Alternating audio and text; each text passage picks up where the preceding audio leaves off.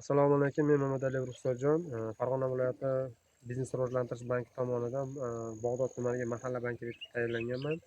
Hop, ushbu loyiha biznes rivojlantirish banki hamkorligida Farg'ona viloyati Bog'dod tumani Chek Xitoy MIFE 408-sonli konturda amalga oshirilmoqda. Bu yerga machalka ekinlari ekilmoqda. Maydon jami 15 gektar bo'lib, uzunligiga 393 metr bo'ladi. Bu yerdagi ekinlar zamonaviy usul bilan parvarishlanmoqda. Hozirda ekinlar uchun chiqqan bo'lib, ekinlar o'zi o'sib chiqqan bo'lib, o'sish holatida ekinlar yetishtirish 170 kun davomida davom etmoqda. Yetishtirish jarayonida sug'oriladi.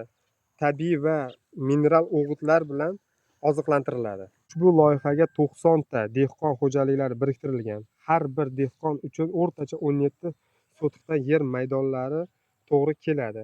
Loyihani samarali amalga oshirish uchun Chek Xitoy machalkalari ishlab chiqarish kooperativi biriktirilgan.